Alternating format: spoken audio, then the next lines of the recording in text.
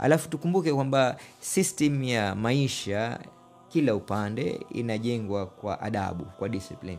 Kwa hivyo watoto wetu tufanye bidii inavyowezekana. Unaweza kucheza na kitu chochote katika maisha ya mtoto, lakini usicheze na juhudi za kujenga adabu ya maisha ya mtoto. Tofauti ya kukua na kutokuwa, ya kuendelea na kutoendelea ni viwango vya adabu walizonavyo watoto wetu. Hakuna aliyefaulu katika ulimwengu wetu wa leo bila ya kuwa na adabu. Kweli.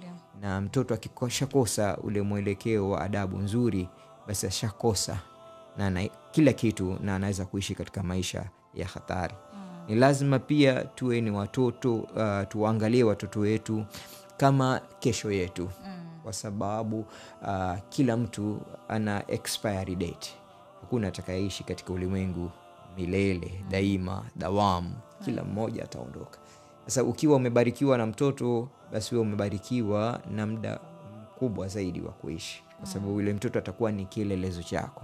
Kwa hivyo mtoto ni extension ya mzazi.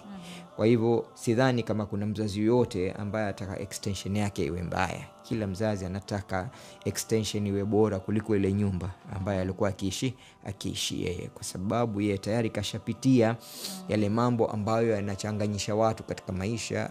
Hafai kumtarajia mtoto apitie maisha hayo ama njia hiyo.